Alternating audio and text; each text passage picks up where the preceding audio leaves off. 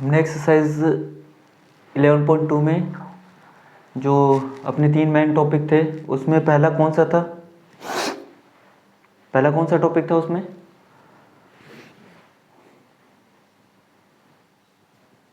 Equation of line. Second topic था अपना angle between two lines. अब जो थर्ड टॉपिक अपना वो क्या है? शॉर्टेज डिस्टेंस वाला, ठीक है ना। तो ये मेन टॉपिक है अपना, तो आज इसको सीखेंगे। अब shortage distance between two lines, पहले हम इसको समझते हैं कि दो लाइन के बीच में शॉर्टेज डिस्टेंसेस का मतलब क्या है। तो जैसे दो लाइन में बना रहा हूँ, तो ये है, आपको बस इस तरीके से इसको उतार देना है, ठीक है ना। अब दो लाइन के बीच में डिस्टेंस है, इस पॉइंट से देख रहा हूँ मैं, तो कोई बोलेगा सर ये भी डिस्टेंस है, ठीक है, ये भी दो लाइन के बीच में डिस्टेंस है, ये भी दो लाइन के बीच में डिस्टेंस है, ये भी दो लाइन के बीच में डिस्टेंस है। लेकिन किसी ने कहा कि सर ये भी दो लाइन के बीच में डिस्टेंस है और ये परपेंडिकुलर है, ठीक है, ये परपेंडिकुलर है, तो ये जो डिस्टेंस होगी वो डिस्टेंस शॉर्टेज डिस्टेंस है कि नहीं बताओ?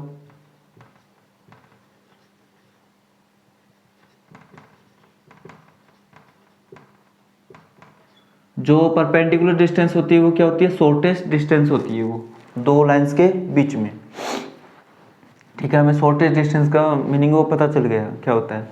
अब ये बताओ कि 2D में जैसे ये प्लेन है अपना, ये बोर्ड है, तो इसमें मेरे को दो लाइन बोल रखा है, दो लाइन आपके पास में, आप दो लाइनों को ना कितने तरीके से ड्रॉ कर सकते हो।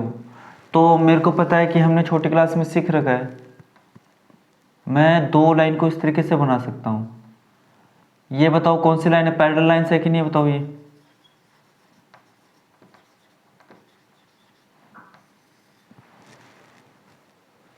अब दूसरे तरीके से क्या होगा देखो,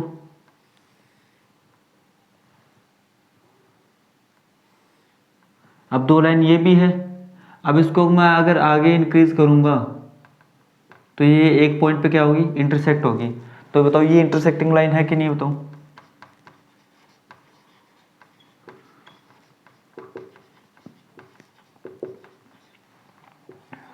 अब मैं आपसे पूछ रहा हूँ कि क्या हम 2D में इस प्लेन पर इन दो लाइंस के अलावा कोई तीसरा हमारे पास एक प्रकार है क्या जिस प्रकार से हम उन लाइन को ड्रॉ कर सकते हैं, बना सकते हैं? ऐसा पॉसिबल है क्या बताओ? है क्या पॉसिबल? ऐसा है? ऐसा पॉसिबल 2D में पॉसिबल नहीं है, ठीक है ना। लेकिन जो अपना चैप्टर वो क्या है? 3D है। तो क्या 3D में ऐसा पॉसिबल है क्या कि हम दो लाइन ऐसी बना सकते हैं जो ना तो इंटरसेक्टिंग हो और ना ही पैरेलल हो? तो देखो अपना अपना क्वेश्चन क्या है वो लिख लो। अब क्या हम दो ऐसी लाइंस ड्रॉ कर सकते हैं जो जो ना तो पैरेलल हो और ना ही इंटरसेक्टिंग हो।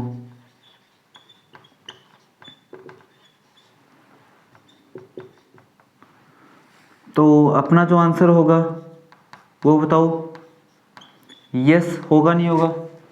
अपना जो आंसर होगा वो यस होगा नहीं होगा?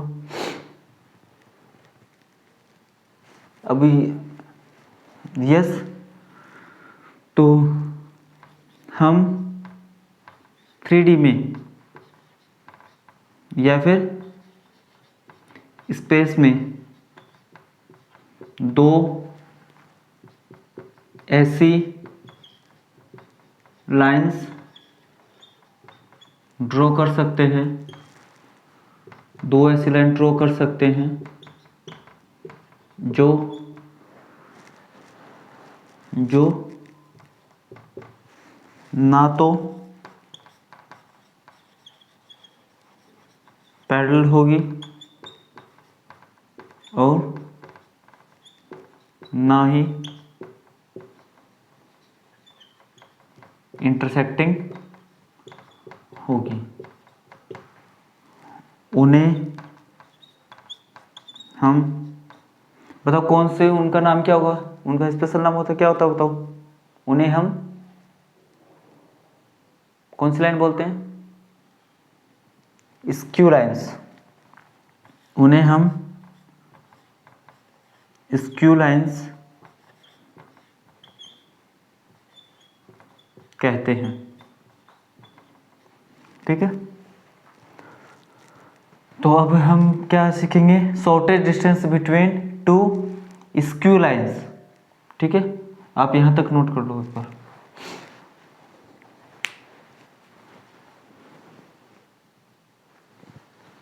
अब देखो अपना जो नेक्स्ट टॉपिक है वो क्या है, अपना जो मेन टॉपिक है इसमें shortage distance between two skew lines. Skew lines क्या होगी, स्पेस में ऐसी दो लाइंस जो क्या हो, ना तो पैरेलल हो ना ही क्या हो, इंटरसेक्टिंग हो।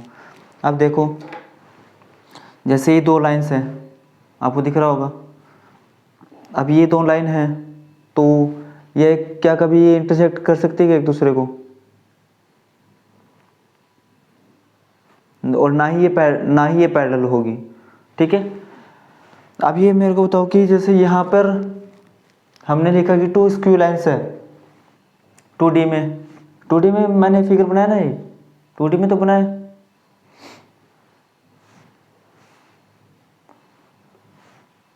अभी बताओ कि आप, अगर आपको मैं ये बोलूँ कि ये स्क्यू लाइंस नहीं है, ठीक है ना, तो बताओ ये कौन सी लाइन है, ये कौन सी लाइन है, इंटरसेक्टिंग। ठीक है ना, लेकिन सिचुएशन क्या है देखो, ये हमारे पास 2D सिस्टम है तो लिमिटेशन है, तो हम इसमें विजुअलाइजेशन वो नहीं कर सकते। लेकिन हम देखो इससे समझ सकते हैं कि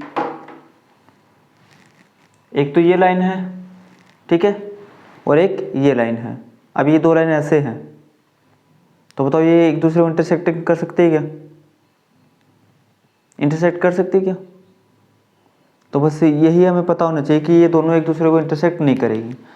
अब हमें इसके बीच में शॉर्टेज डिस्टेंस चाहिए, तो जो बताओ परपेंडिकुलर डिस्टेंस होती है वो शॉर्टेज डिस्टेंस होती नहीं होती है, बताओ। तो मैं इस पे एक पी क्यू, जो शॉर्टेज डिस्टेंस है, पी क्यू वैक्टर ले रहे हैं। ठीक है, तो let P Q vector is the shortest distance between two skew lines, between two skew lines L1 and L2। ठीक है ना, L1 एंड L2। अब ये बताओ हमें PQ की डिस्टेंस है ना, जो इसकी शॉर्टेज डिस्टेंस है, मतलब PQ फाइंड करना है हमें, तो डिस्टेंस फाइंड करनी है, तो इसका मतलब क्या फाइंड करना है हमें, PQ का मैग्नीट्यूड फाइंड करना है कि नहीं करना, बताओ। तो PQ का मैग्नीट्यूड हम कैसे फाइंड करेंगे, बस उसके लिए एफर्ट करने पड़ेंगे हमें कुछ। अभी बताओ PQ वेक्टर के बारे में हमें कुछ भी पता चल जाए, PQ वेक्टर के बारे में कुछ भी पता चल जाए, तो इसका मैग्नीट्यूड हम फाइंड कर सकते हैं क्या। तो इसके लिए हम एफर्ट करेंगे कुछ, एक मैं यहाँ पे पॉइंट ले रहा हूँ S, और एक यहाँ पे पॉइंट ले रहा हूँ मैं T। अब जो S है इसका पोजीशन वेक्टर होगा A1, देखो A1 वेक्टर इसका पोजीशन वेक्टर, और T का पोजीशन वेक्टर क्या हो जाएगा, A2 वेक्टर। इन दोनों को ज्वाइन कर दो, क्या कर दो, इन दोनों को ज्वाइन कर दो, ठीक है। अब देखो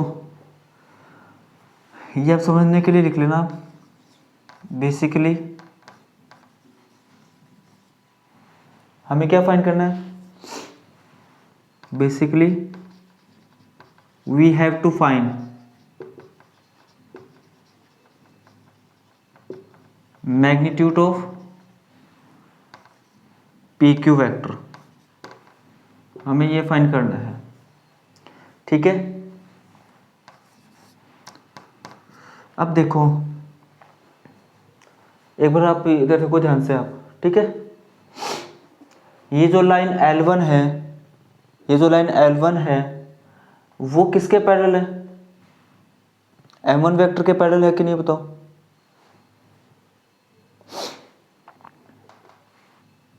और ये जो लाइन L2 है वो किसके पैरेलल है? M2 वेक्टर के पैरेलल है कि नहीं है बताओ? और ये जो PQ है ये परपेंडिकुलर है L1 और L2 पे, तो ये जो PQ है वो परपेंडिकुलर होगा M1 और M2 पे भी, हाँ है ना? तो बताओ PQ वेक्टर को मैं क्या लिख सकता हूँ? ऐसा कुछ अब जाना पहचाना सा लग रहा है कि कोई चीज़ परपेंडिकुलर है M1 और M2 पे, तो वो क्या होगी बताओ? ऐसा कुछ जाना पहचाना सा लग रहा है ये चीज़ कि एक लाइन है जो M1 और M2 के परपेंडिकुलर है, तो वो क्या होगी बताओ?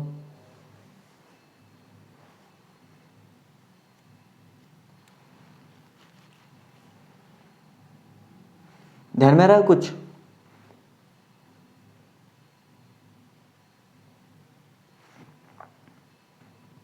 अब देखो, अगर आपको ध्यान में नहीं आ रहा तो आप लिख लेना यहाँ पे। हमने चीज़ की थी, ये ए वेक्टर है, ये बी वेक्टर है, इसका परपेंडिकुलर ये होगा, और ये क्या होता है? ए वेक्टर क्रॉस बी वेक्टर होता नहीं होता बताओ, हाँ या ना? अब बताओ ए वेक्टर क्रॉस बी वेक्टर खुद में एक परपेंडिकुलर वेक्टर है कि नहीं बताओ? ए वेक्टर और बी वेक्टर का, हाँ है ना? तो हम ये लिख सकते हैं क्या कि सिंस, ये समझने के लिए बस, since we know that A vector cross B vector is itself a vector which is perpendicular to both a vector and b vector, हाँ या ना? अब मेरे को बताओ कि m वेक्टर के परपेंडिकुलर है ये pq वेक्टर और m2 के भी परपेंडिकुलर है, तो बताओ pq वेक्टर को मैं ये लिख सकता हूँ क्या? m1 vector cross m2 vector, हाँ या ना?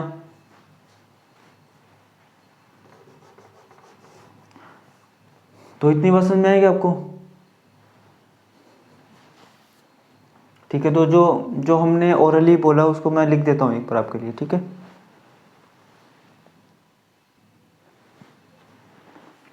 अब देखो, जो चीज़ हमने ओरली बोली थी कि ये लाइन L1 M1 के पर पैरेलल है, L2 M2 के पैरेलल है, तो और ये PQ है ना वो पैरेलल परपेंडिकुलर M1 और M2 के, तो वो क्या होगा? M1 क्रॉस M2 होगा। ये चीज़ हमने सीखी है, तो बस वही लिखा है PQ perpendicular to L1, so PQ perpendicular to M1, PQ perpendicular to L2, PQ perpendicular to M2, और any vector which is perpendicular to M1 और M2 वो क्या होगा? M1 क्रॉस M2 होगा, so PQ vector is equal to M1 vector cross M2 vector हो जाएगा। अब एक बात बताओ कि हम फ्री वेक्टर का जो कंसेप्ट है उसका यूज करके हम PQ को यहाँ शिफ्ट कर सकते हैं क्या बताओ? ये एस पी, हाँ है ना? PQ को उठा के यहाँ लिख दिया मैंने, ये होगा क्या? M1 vector cross M2 vector. आ रही बात समझ में आपको? अब ये बताओ कि PQ की डिस्टेंस ये है और SB की इतनी है, तो डिस्टेंस इसकी ज़्यादा हो जाएगी क्या? मैग्नीट्यूड पे फर्क पड़ेगा क्या इसके कुछ?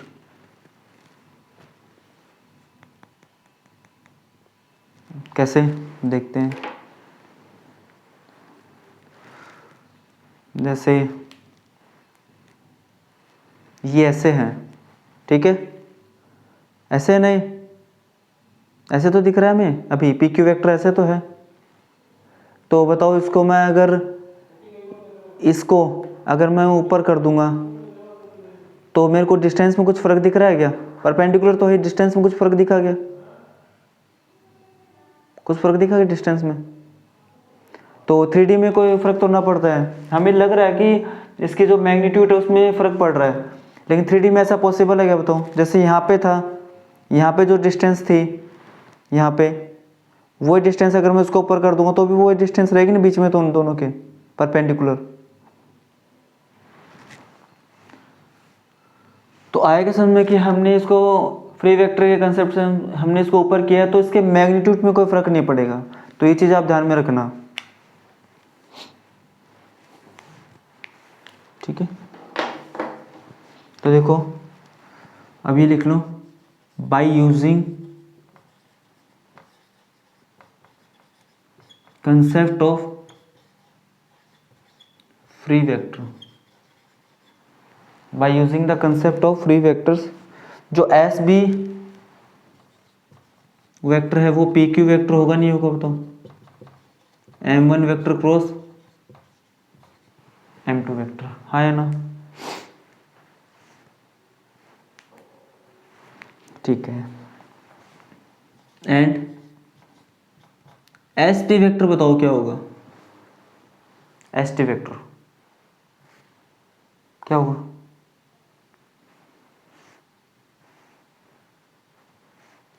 एस टी वेक्टर क्या होगा?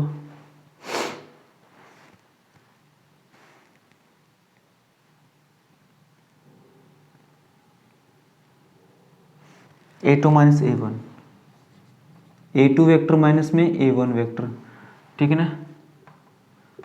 और इन दोनों के बीच में एंगल कर लेना अब क्या? थीटा। तो आप बताओ कि यहाँ तक इसकी जो भी एक्सप्लेनेशन थी वो आपको समझ में आई क्या बताओ?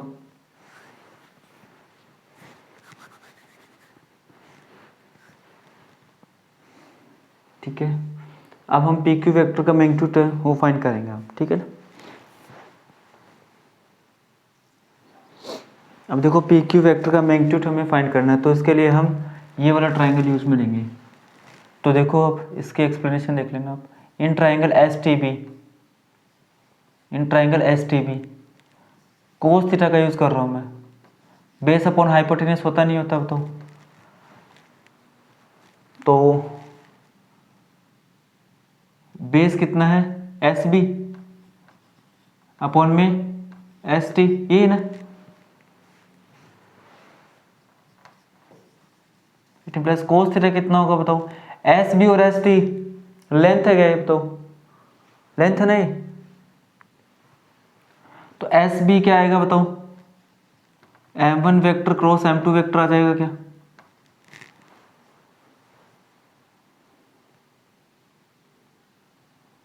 मैग्नीट्यूड आएगा क्योंकि लेंथ है ना, और मैग्नीट्यूड क्या होता है? लेंथ होता है ना।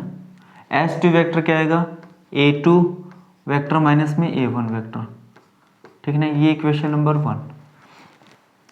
चलो मैग्नीट्यूड तो हमने बना लिया कि M1 vector cross M2 vector का मैग्नीट्यूड। अब हमें इसकी वैल्यू फाइंड करनी है कि ये क्या आएगा। तो बताओ कोस थीटा है वो और किस में होता है? और किस चीज में कोस थीटा कम में आता है बताओ? पता है क्या? बहुत बार यूज किया उसको। तो डॉट प्रोडक्ट, डॉट प्रोडक्ट, ठीक है ना? तो अगर मैं ये लिख सकता हूँ क्या? सिंस वी नो, अगर मैं S B vector dot S T vector करूँगा तो मुझे ये मिलेगा नहीं मिलेगा बताओ? एस बी वेक्टर का मैग्नीट्यूड, एस टी वेक्टर का मैग्नीट्यूड और कोस थीटा। तो यहाँ से कोस थीटा की वैल्यू कितनी आएगी? इसको लिख लेना dot product, by definition of dot product, by definition of dot product. मतलब जितना बढ़िया हम लिख सकते हैं ना, जितनी इंफॉर्मेशन हम लिख सकते हैं उतनी इंफॉर्मेशन हम लिखेंगे, ठीक है ना? तो S B vector dot S T vector upon में एस बी वेक्टर का मैग्नीट्यूड और एस टी वेक्टर का मैग्नीट्यूड, ठीक है? तो यहाँ तक समझ में आ रहा है क्या आपको?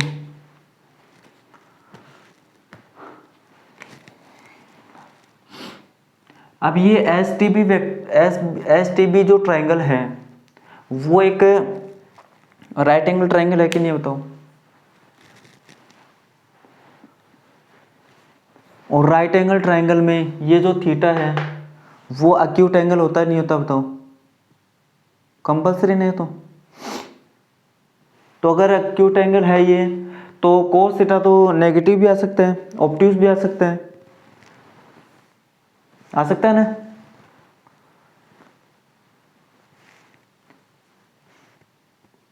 लेकिन जैसे ये कि ये तो अक्यूट एंगल है, अब कोस थीटा है उसकी वैल्यू माइनस में भी तो आ सकती है ना, ऑब्ट्यूज एंगल वाली भी तो आ सकती है,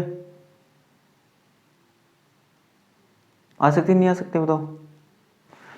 तो अगर हमें एक्यूट एंगल रखना है, पॉजिटिव भी रखना है, तो बताओ इस पूरे के हम मोड लगाएंगे नहीं लगाएंगे बताओ? मैग्नीट्यूड पूरे के, तो वो एक्यूट एंगल रह जाएगा। तो अब तो समझ में आएगी बात आपको, मैं ये लिख देता हूँ आपके लिए। देखो यहाँ पे जो एस टी बी ट्राइंगल वो क्या है? In right angled triangle S T B, theta is always an acute angle. Theta वो क्या है? एक्यूट एंगल है, इसलिए cos theta is always positive. Cos theta हमेशा पॉजिटिव होगा नहीं होगा बताओ?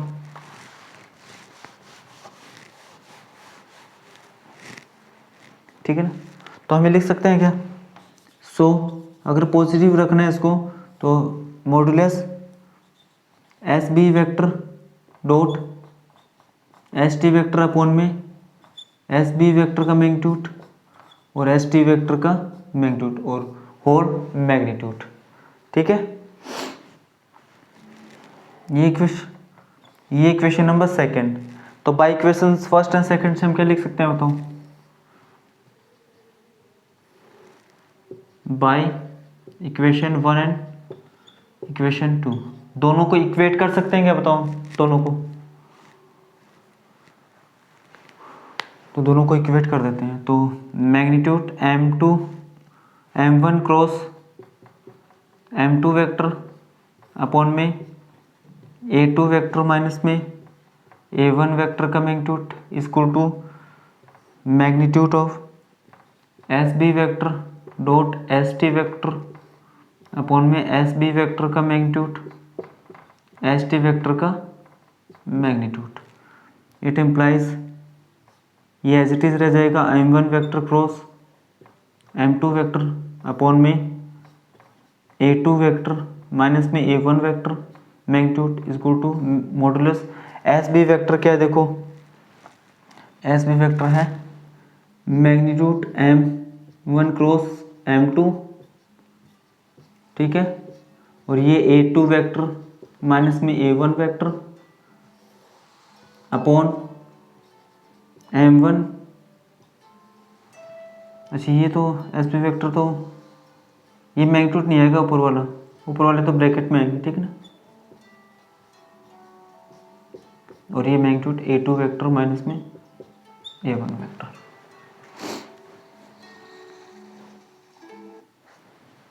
ठीक है ना, ये जो न्यूमरेटर वाले वो मैग्नीट्यूड में नहीं आएंगे, वो ब्रैकेट में आएंगे, स्मॉल ब्रैकेट में। तो बताओ यहाँ तक लिख लिया गया आपने?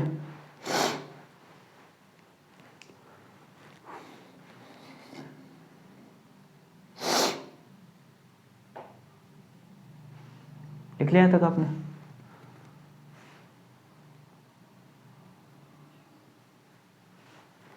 और इसके मैग्नीट्यूड नहीं लगाया ना आपने न्यूमरेटर वालों के? ठीक है, अब देखो ये भी पॉजिटिव क्वांटिटी और ये भी पॉजिटिव क्वांटिटी, तो बताओ मैं इसको इससे कैंसिल कर सकता हूँ क्या?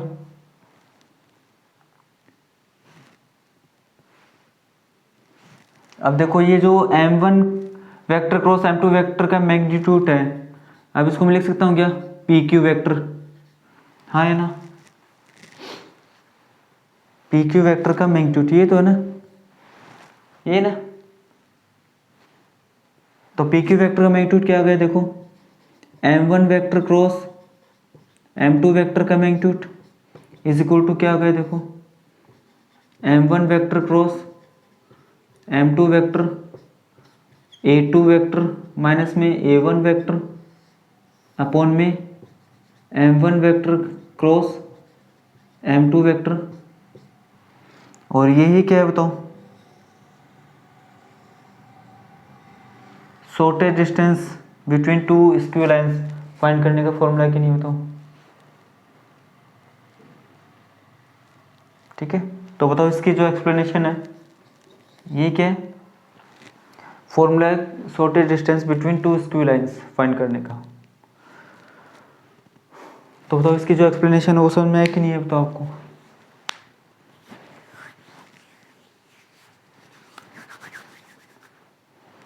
अब एनसीईआरटी में इसकी कार्टेशियन फॉर्म दे रखी नहीं दे रखी बताओ, इसकी कार्टेशियन फॉर्म दे रखी दे नहीं दे रखी है, दे रखी है, और वो कॉम्प्लिकेटेड भी है और वो इतनी ज़्यादा अप्लीकेबल भी नहीं है क्वेश्चंस में, ठीक है ना, क्योंकि हमने कन्वर्जन पढ़ रखा है कि हम कार्टेशियन से वेक्टर और वेक्टर से कार्टेशियन इक्वेशन है वो बना सकते हैं, ठीक है ना। फिर भी वो अगर एनसीईआरटी में दे रखी है तो उसको हम लिख लेते हैं, बाकी वो इतनी ज़्यादा इंपॉर्टेंट नहीं है, ये चीज़ आपको पहले से पता है ना, आपने क्वेश्चंस में देखा होगा। ठीक है, तो उसको भी हम कर लेंगे लेकिन नेक्स्ट क्लास में, ठीक है।